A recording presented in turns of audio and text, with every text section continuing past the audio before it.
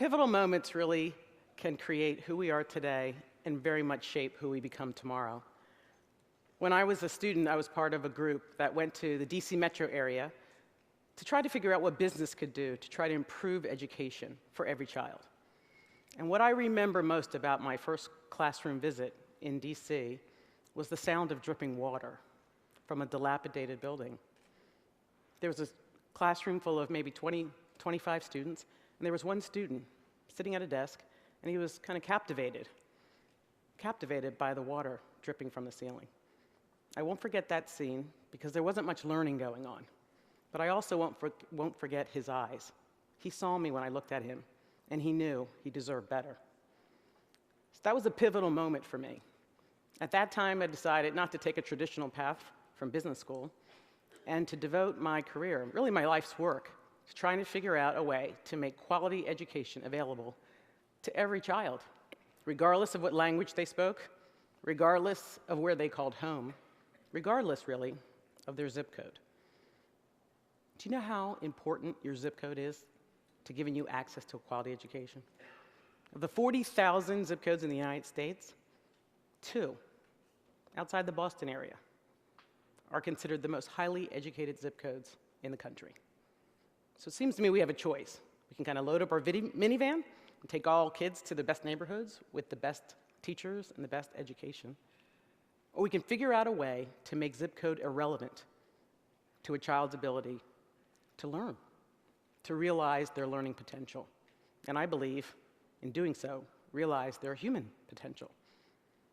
I am very, very excited about the future of learning, despite what you might read in the paper every day, because I think it rests in the promise of blended learning. Blended learning. Learning that combines the traditional face-to-face classroom experience that all of us perhaps grew up with new innovative learning technologies that have the power, in my mind, to democratize learning. So I want to tell you a little story. I want to talk about 3 things. 3 things that I think are converging now that are going to permanently, and I think positively, change education. The first is the economic tsunami that we've all weathered. 26 of 50 states are going to dramatically decrease their investment in education as a result of what has happened in the past several years. 26 of 50.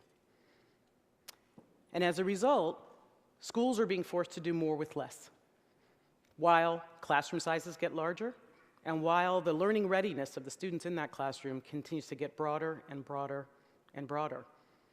Broader socioeconomic, broader cultural, broader language skills. So what is a teacher to do? I want to tell you a really encouraging story about a teacher. Her name is Wendy Funk. She's a teacher in California. She saw, over the past 2 or 3 years, her class size go from 18 to 28 students. In the United States, the average classroom size is about 25 students now, but that's up from 16 in 1980. So Wendy looked at her classroom and she said, what am I going to do to make sure that every child gets what they need when they need it? What is a teacher to do? Even a great teacher like Wendy. Wendy's pivotal moment came when she turned to blended learning. She turned to blended learning that was supported by an intelligent, adaptive learning technology that I'll tell you more about later. So she asked her kids to spend 100 minutes a week on this adaptive software program and to rotate. Part live class with her, sometime on the adaptive program. And the results were nothing but astounding. In 6 months, her classroom achieved the equivalent of a full year of learning in 6 months. So with the help of these adaptive technologies that I'm going to introduce you to, we could actually increase the velocity of learning. So it doesn't matter what a child's starting point is. It doesn't matter what they know when they start. What matters is the journey and where it takes them. And that brings me to the second major force that's changing education in a positive way. I mentioned it a few minutes earlier, intelligent adaptive learning. How many of you have ordered something from Amazon or Netflix that you never, more on that later, that you never intended to buy. Because these software programs that we use get to know us through use. They get to know us through use, and sometimes they're right. Oftentimes they're right. Well, we've brought that kind of capability to learning so that these adaptive technologies learn the learner as the learner learns. Sounds funny, but it's true. They actually learn the learner as the learner learns so that they can help determine what next lesson, what next learning experience a child should have based on what they demonstrate they know and what they don't know. So let me share with you an example that might help. Behind me, you'll see a virtual manipulative, a learning tool. This is designed to allow students to explore a lot of different ways to solve problems. But what is happening in the background, what's happening under the hood, is that the adaptive engine is collecting a lot of information as the student plays what the student thinks is a game. In fact, this engine will collect about 50,000 data points per student per hour. Did they hesitate when they picked up the mouse? Did they get the right answer immediately? All of those data points go into what lesson or what learning experience that child receives next. So let's say we have a classroom, and in that classroom we have two students. One's very advanced, and one is struggling. And the adaptive engine asks the two students to build the number 48. The first student says, well, I know how to do that. I'm going to take 4 groups of 10 and 1 group of 8, and I get my number, 48. Doesn't hesitate, doesn't ask for help, is confident. The second student says, I'm not quite sure, but I do know my ones, and I'm going to push over individually, 48 ones. Well, in a multiple choice environment, both students are correct, right? They both got the right answer. But you can see that each of those students demonstrated that they had a different level of understanding of mathematics.